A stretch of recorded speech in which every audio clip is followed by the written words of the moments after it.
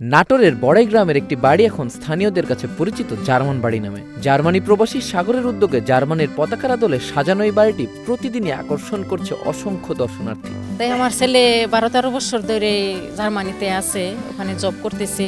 তো সে ওখানে থাকতে থাকতেই আর কি সে জার্মানি দেশকে অনেক শ্রদ্ধা সম্মান করে, অনেক ভালোবাসে। ওই ভালোবাসাকে কেন্দ্র করে তার এই আয়োজনটা করা। আমার কাকা সাগর কুলেন্তুনু, সে জার্মানিতে থাকে।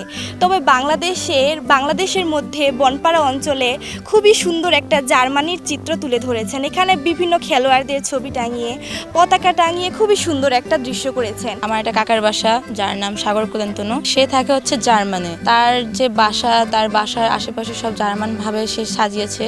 জার্মান সাপোর্টার, এই জায়গাটা অনেক ভালো লাগে আমার কাছে। এখানে সব জার্মানি প্লেয়ারদের ছবি আছে। আমি আর্জেন্টিনার সাপোর্টার, তবুও আমার এই মাঠটা খুব ভালো লেগেছে।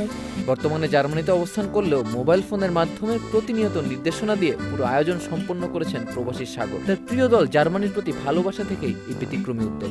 জার্মানি দেশকে রিপ্রেজেন্ট করার জন্য আমাদের এই এলাকাতে কালিকাপুর গ্রামে তারা একটা সুন্দর স্টেডিয়াম করতে চেয়েছে এবং এই স্টেডিয়ামের নাম হচ্ছে জার্মানবাড়ি ফুটবল স্টেডিয়াম। সাগর কুলেন্তুনু প্রায় 12-13 বছর ধরে জার্মানিতে চাকরি করে, হেলথে চাকরি করে। সে এই ফিফা বিশ্বকাপ 2026 এই উপলক্ষে সে বিভিন্ন খেলোয়াড়ের চিত্র এখানে তুলে ধরেছে।